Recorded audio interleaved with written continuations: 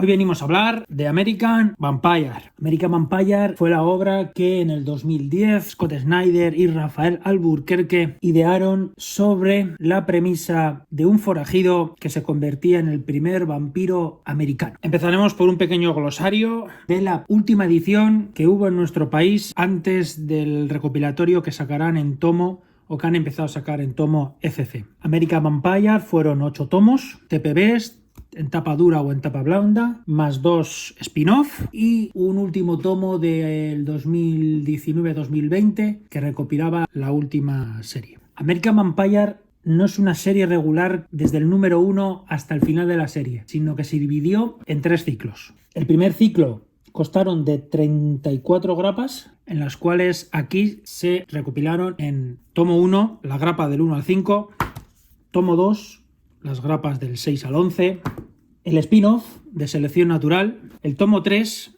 las grapas del 12 al 18, el tomo 4 las grapas del 19 al 25, el tomo 5. Hago un parón para explicar que la grapa 26 y 27 del siguiente tomo que veréis irán incluidas en el volumen 2 de FC. Gracias. Las grapas del 26 al 33, el segundo spin-off, El Señor de las Pesadillas, y el tomo 6, con la grapa número 34, la miniserie El largo camino al infierno y el primer volumen de la antología. Después vinieron el segundo ciclo, tomo 7, con las grapas de la 1 a la 5, el tomo 8 y último con las grapas de la 6 a la 11, y el tercer ciclo, American Vampire 1976, con 10 grapas y el segundo volumen de la antología. El primer ciclo, las 34 grapas. Aquí Snyder nos va presentando los personajes en diferentes épocas de la historia americana. Empezando por Skinner Sweet y Jim Book, que son 2 hermanos vaqueros de finales del siglo XIX. Pearl Jones, una actriz de la Edad Dorada. Y diversos secundarios recurrentes como Calvin, Kit, Felicia Book, Gus, su padre Cass y el jefe de los vasallos de los Luceros del Alba. American Vampire no es otra cosa más que la traslación de Drácula, aunque es un personaje que pronto aparecerá o se mencionará y luego tendrá una importancia, pero la traslación de Drácula como vampiro americano, su pareja romántica e inalcanzable Mina Harker y los diversos secundarios. Snyder organizó estas primeras grapas a modo de situaciones dentro de hechos relevantes en la historia americana, finales del siglo XIX, 1920, la Segunda Guerra Mundial, los años 50, como historias independientes en los cuales los personajes son los mismos, vamos aprendiendo más de ellos a medida que nos va contando historias, pero que no nos llevan a ningún lado. Me explico. Al final del primer ciclo hemos llegado a 1960 y prácticamente no ha pasado nada relevante, simplemente hemos sido espectadores de sucesos que pasaban mientras Skinner, Pearl, Calvin, Keith, Felicia, Cass eran partícipes de esa historia como secundarios. El spin-off de selección natural, que iría incluido después del segundo tomo, o sea, tras el número 11 posiblemente de la colección, nos cuenta cómo Felicia Book y Cass se infiltran en la Alemania nazi para conseguir un antídoto contra el vampirismo.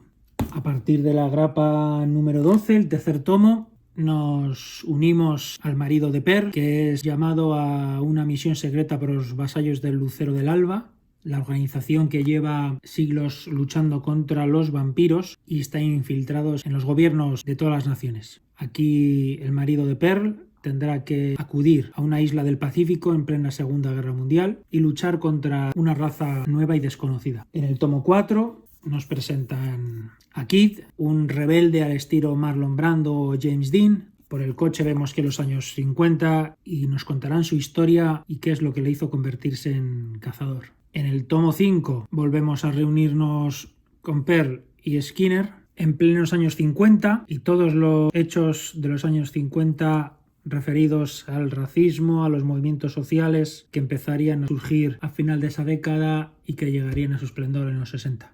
En El Señor de las Pesadillas es una aventura en la cual Felicia Book tiene que descubrir quién está siendo el asesino de vampiros y cómo todo nos lleva a que sea Drácula que ha vuelto a la vida. En el sexto tomo era la grapa 34, el final del primer ciclo, en los años 50.